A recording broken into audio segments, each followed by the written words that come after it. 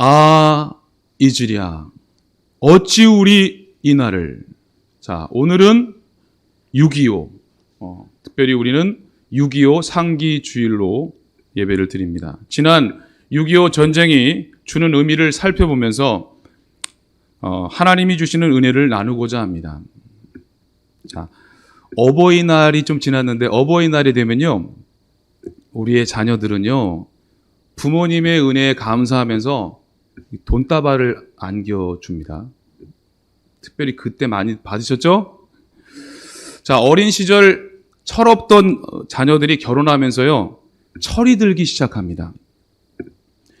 힘들게 자식을 키우면서 예전에는 몰랐던 부모님의 은혜를 알게 된 것 같습니다.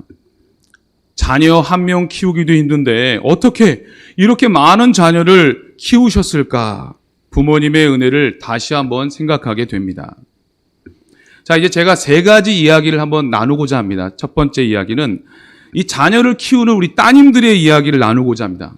따님들 계실 텐데 대부분의 우리 딸들은 이 자녀를 낳아서요, 육아로 고생하면서 엄마에 대해서 다시 생각하게 됩니다.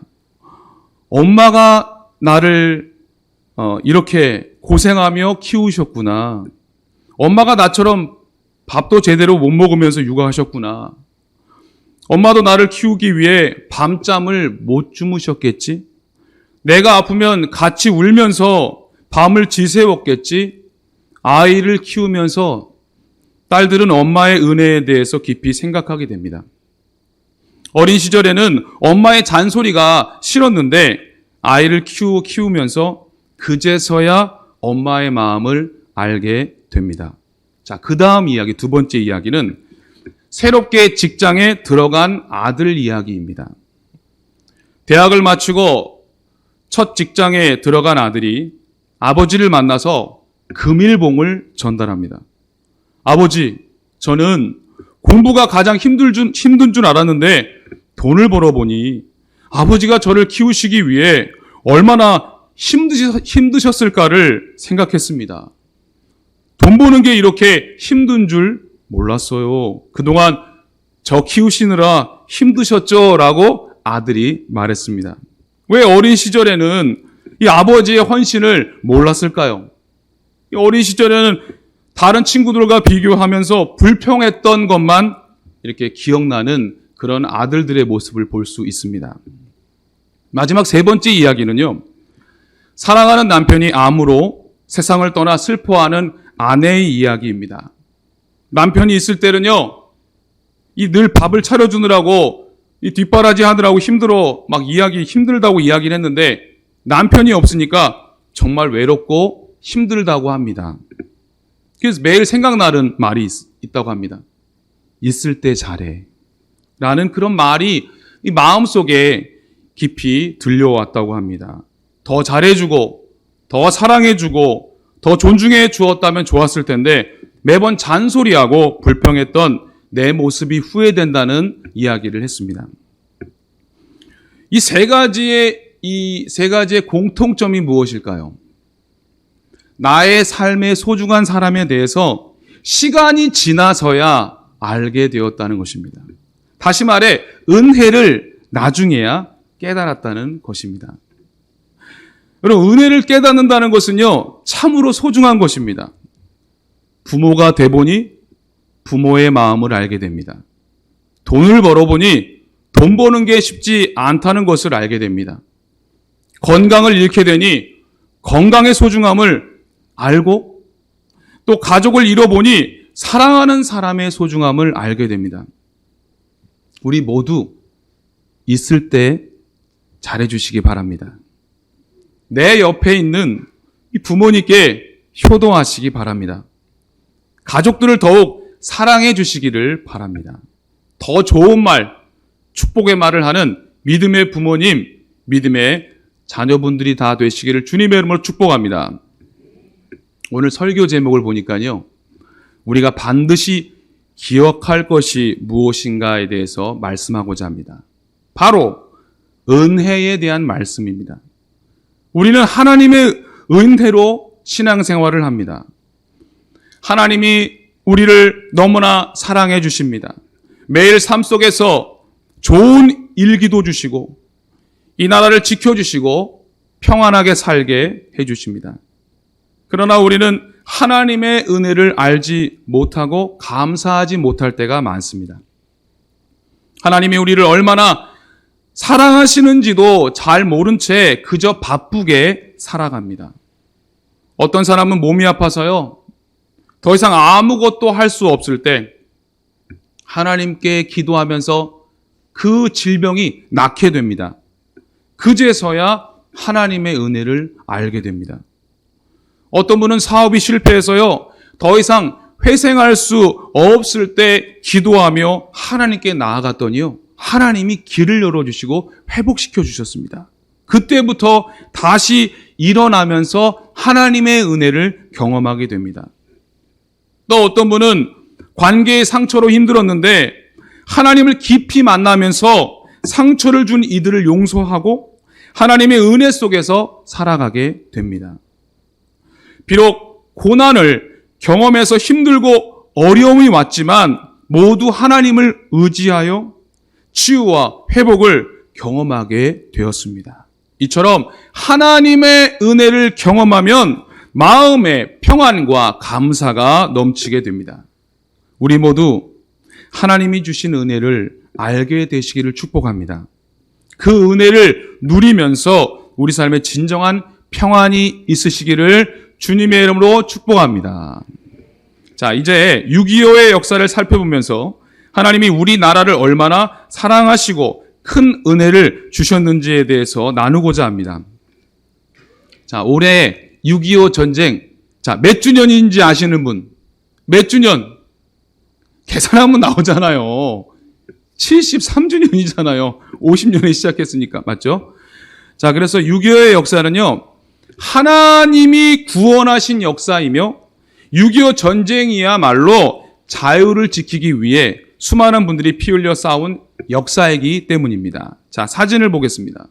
1950년 6월 25일 새벽 4시 지상군 18만 명, 대포 400문, 소련제 탱크 242대, 북한의 기습 남침으로 4일 만에 대한민국 국군 절반 정도인 4만 4천 명이 전사하고 포로가 되었고요. 서울이 함락되었습니다. 이러한 상황에서 보면 누가 보아도 패망입니다. 자, 그러나 하나님은 한국을 사랑하셨습니다. 그래서 한국을 살리시려고 기적을 일으켜 주셨습니다. 어떤 기적이었을까요? 자, 다음 사진 보겠습니다. 기적.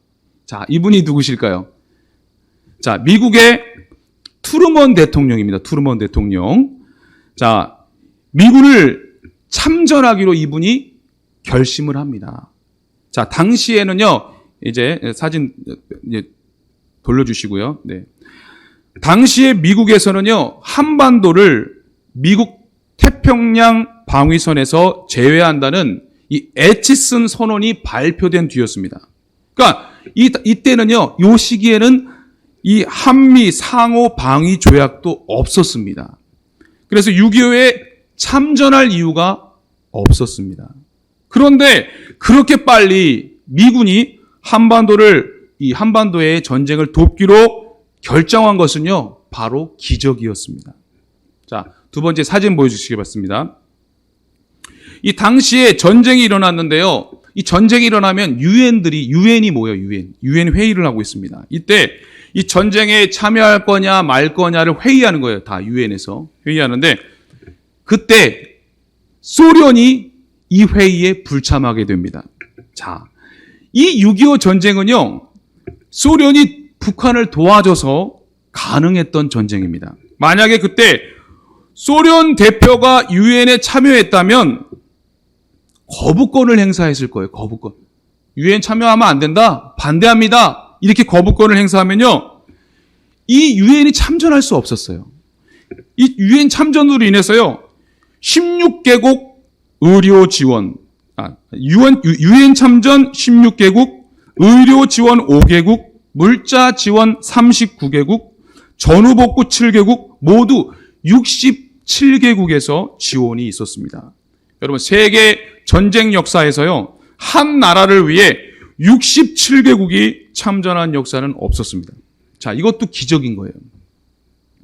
자, 세 번째는요. 자, 북한 공산군이 서울을 4일 만에 점령했다고 했습니다. 그런데 한 일주일 정도를 서울에서 지체했습니다. 왜 그랬을까요? 자, 김일성의 부하로 박헌영이라는 사람이 있었습니다. 이 박헌영이가 전략을 냈는데 뭐라고 전략을 냈냐? 이 주석한테 서울에 점령하기만 하면 남한 내에 동조하고 있는 세력들이 봉기를 일으켜서 싸우지 않고도 이 남한은 그냥 무너집니다라고 했습니다. 그래서 그거를 받아들인 거예요. 그래서 일주일을 기다렸습니다. 여러분, 일주일을 기다렸기 때문에 그 기다린 시간 동안에 유엔 연합군이 오게 되었습니다. 여러분, 이것은요, 우연이 아닙니다. 역사를 주관하시는 전능하신 하나님의 섭리가 있었습니다. 이러한 위기의 때에 또한 나라를 구해달라고 기도했던 기도의 사람들이 있었습니다. 북한 공산군에 맞서서 피 흘리며 싸우신 우리 국군 장병들이 있었습니다. 또한 유엔군이 수많은 희생을 하였습니다. 근데 제가 이걸 설교를 준비하면서 한번 조사해 봤는데요. 이 미군이 우리에게 얼마나 도움을 주었을까를 그게 기록에 남아 있었습니다.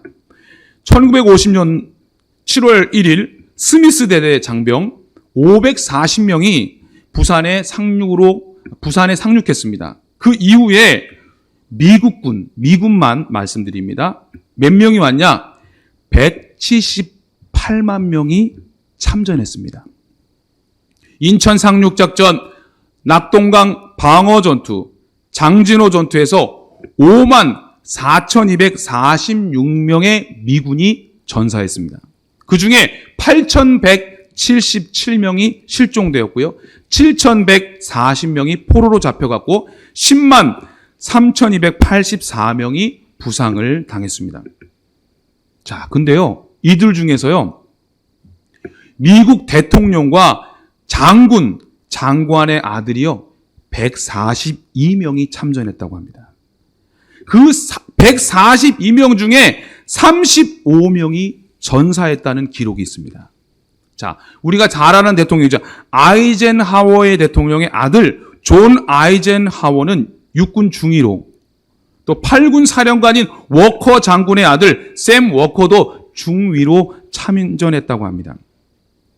그래서 2009년 미국 국방정보센터에서 6.25 전쟁 당시 미국이 부담한 전쟁 비용을 이 현 가치로 계산해 보니까요, 767조 원에 달한다고 합니다.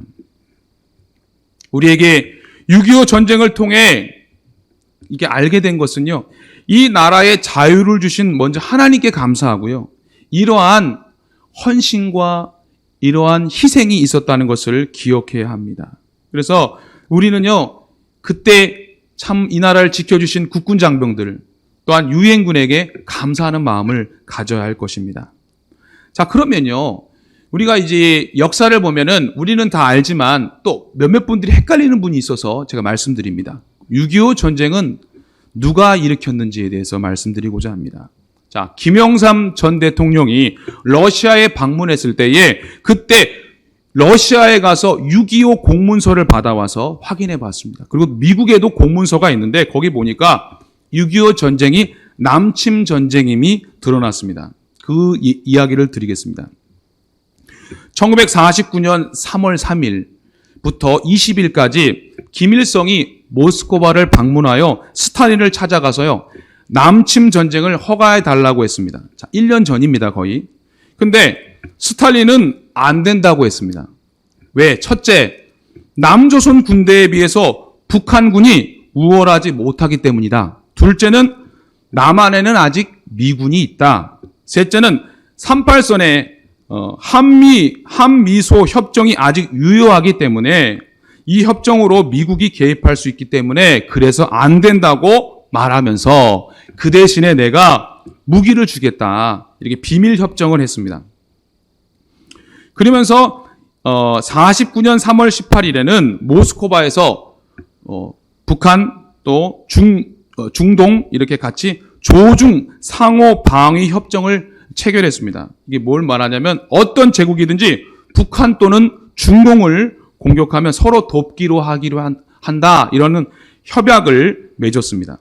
그리고 그 다음에 6.25가 나는 그 1950년도 3월 30일에서 4월 25일에 이 김일성이 다시 스탈린을 찾아갔습니다. 남침을 허가해 달라고 간청했습니다. 그때 4월 10일 이 회담 문서에 보니까 스탈린이 남침을 허가했다는 기록이 있습니다. 이유는 뭐냐? 1년 사이에 인민군대가 남한에 비해 잘 육성되었다고 합니다. 둘째는 국제 정세가 유리하게 되었다고 합니다. 이때 작년이죠. 그러니까 1949년 10월 1일에 중공군이 중국을 공산했습니다. 또한 1949년 6월에는요. 남한에 미군이 철수했고요. 1950년 1월 12일에는 에치슨 라인을 통해 이 남한을 미국의 방위권에서 제외시킨다는 그런 계획이 이제 발표되었습니다. 그러다 보니까 이 계속적인 전략 회의를 통해서 남한을 적화하려는 이런 계획을 다 준비했습니다. 자, 결론은요. 6.25 전쟁은요. 쌍방간의 과실이 아니고 철저한 계획 속에 이루어진 남침임을 우리는 기억해야 합니다. 또한 우리가 6.25 전쟁 당시에 기억해야 할 사건이 있는데요. 자, 6.25 전쟁이 발발해서 40일이 지났습니다. 그때 어떻게 되는지 한번 보겠습니다. 사진을 보겠습니다. 낙동강 이남 지역을 제외한 남한 전 지역이 북한 공산군에 의해 점령당했습니다. 여러분 이거 이제 얼마 안 남은 거예요. 이 당시에 이 미 8군 사령관인 워커 장군이 이 낙동강과 그 상류 동북부의 산악지대를 잇는 최후의 방어선을 구축합니다. 이 구축한 거예요. 그것을 낙동강 방어선이라고 합니다. 이 대구 근처에 있는 칠곡 외관 쪽도 그렇게 그쪽인데요. 이곳에서는요 12일간 15차례나 이 고지의 주인이 바뀌는 이 치열한 전투가 있었습니다. 그 중에 여러분 잘 아실 거예요. 다부동 전투도 있고요. 또 이러한 전투들이 계속 일어났습니다. 그때에 이렇게 이 지역이 뚫리면요 대한민국 전체가 공산이 될 수밖에 없는 그런 시기였습니다. 이때 북한군의 병사는 2만 1,000명이었어요. 2만 1,000명. 그리고 이 아군 우리 국군은요 8,200명이었습니다. 자, 그럼에도 우리 군은 끝까지 포기하지 않고요. 잘 싸워주었습니다. 자, 당시 이 미 8군 사령관 워커 장군이 이러한 상황 속에서 이 명령을 내립니다. 뭐라고 내리냐? 우리는 지금 시간과 싸우고 있습니다. 북한군이 먼저 부산을 점령하느냐? 아니면 메가더 원수가 보내주기로 한 그 증원 병력이 먼저 도착하느냐가 문제입니다. 지금부터는 더 이상 철수나 후퇴는 있을 수 없으며 더 이상 물러설 수 없습니다. 부산까지 후퇴한다는 것은 사상 최대의 사륙을 의미하는 것으로 우리는 끝까지 싸워야 합니다. 이렇게 명령했습니다. 그 명령을 들은 국군과 유엔군은 끝까지 이 전쟁에서 최선을 다해서 우리나라의 자유를 지키기 위해서 힘써 싸웠다는 그런 것입니다. 자, 이 조금 전에 말씀드린 대로요. 대구, 부산, 이 마산 몇 지역을 제외한 남한 전 지역이 공산군에 의해서 점령당할 그때에 이 낙동강 방어선만 남은 이때에 자, 어떤 일이 벌어지냐? 한국교회가 하나 되기 시작했습니다. 초량교회, 중앙교회, 항석교회, 광복교회 또 그 교회 중심으로 기도 운동이 일어나기 시작했습니다. 또한 구 경남도청, 또 부산 구덕운동장, 해운대 이 백사장에 모여가지고요. 위기에 처한 이 나라를 구원해 달라고 간절하게 기도했습니다. 사진 한번 보시겠습니다. 이 사진이 뭐냐? 이 부산에 있는 초량교회에 이 전국에서 피난 온 목회자들이 모였습니다. 거기에 특히 250명의 목회자와 성도님들이 모여가지고요. 8월 말부터 9월 중순까지 2주간 이 구국 기도회를 열었습니다. 그때 첫 주간에요, 간절하게 기도할 때에 회개의 은혜가 임하기 시작했습니다. 그러면서 생각지도 못한 회개의 역사가 일어났는데, 신사참배한 거에 대해서 회개하고 온갖 죄악들을 회개하고 나라를 구원해달라고 기도했습니다. 이렇게 곳곳에서 기도한 결과 여러분, 인간적으로는 성공할 수 없는, 정말 확률이요, 여러분, 인천 상륙작전이 이게 성공하게 되었는데요, 이 확률이 뭐냐? 바로 5,000분의 1이라고 합니다. 5,000분의 1. 이 인천 상륙작전이 성공하게 되었습니다. 그로 인해서 공산군은 낙동강 전선을 두고 퇴각하면서 다시 9월 28일 수도 서울을 되찾게 되었습니다. 이 수도 서울을 되찾게 된 날, 이 메가더 장군이 이렇게 그 많은 사람들 앞에서 고백하였습니다. 하나님은 하나님의 은혜로 인류의 가장 큰 희망의 상징인 유엔 깃발 아래에서 싸우는 우리 군대는 한국의 수도를 해방하게 되었습니다. 대한민국 수도 서울을 이승만 대통령 카카가 영도하는 대한민국 정부에게 돌려드립니다. 오늘의 승리는 오로지 하나님의 도우심이 없었다면 불가능했을 것입니다. 이제 서울 시민들은 공산군의 압제에서 해방되어 자유와 인권을 되찾게 되었다고 말했습니다. 할렐루야. 거기 모인 모든 사람들이 감격하면서 하나님께 감사를 드렸습니다. 그리고 그 이후에 10월 9일 삼판선을 넘었고 10월 19일에는 평양을 둘러싸고 그 평양의 태극기를 개항했습니다. 비록 지금은 이렇게 분단의 아픔을 겪고 있지만 우리는 이렇게 자유롭게 예배 드릴 수가 있고 이러한 경제 대국이 되었습니다. 우리가 기억해야 할 것, 반드시 기억해야 할 것은 이것입니다.